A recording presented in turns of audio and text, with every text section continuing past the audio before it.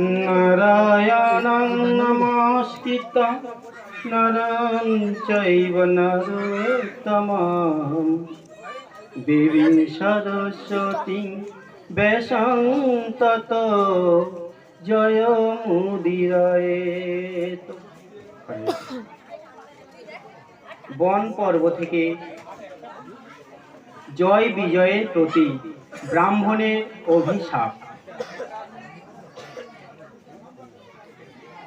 ইহা কহিলেন যদি ধর্মের নন্দন, কৃপাবাসে কহিলেন মহাতপধন। শুনো যুধিষ্ঠির ধর্মসূত নিপমনি, পূর্বের বৃত্তান্ত এই অপূর্ব কাহিনী। যবে সত্য যুগ আসি করিল প্রবেশ, বৈকুণ্ঠে ছিলেন প্রভু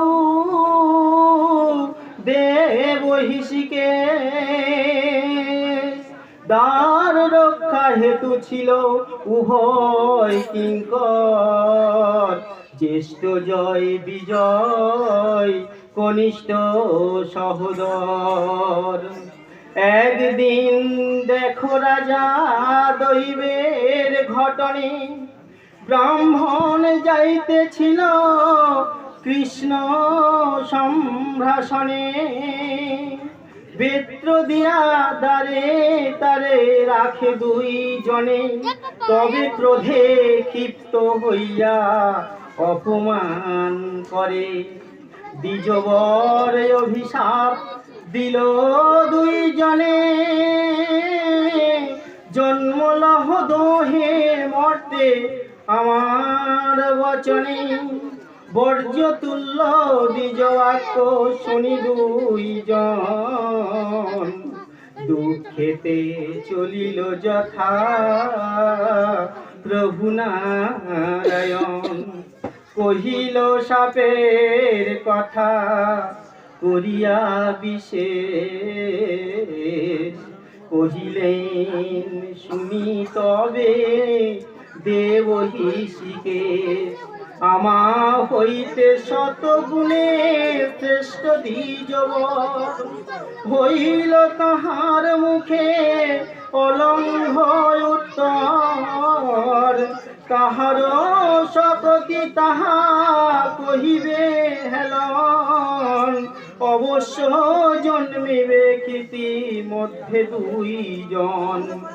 শুনি নিষ্ঠুর কথা ঈশ্বরের মুখে, জিজ্ঞাসা করিল দহে অতিশয় দুঃখে। পরম দোষে দ্বিজ বাক্য লঙ্ঘন না যায়, কিরূপে শাপান্ত হবে জন্মিব কোথায়।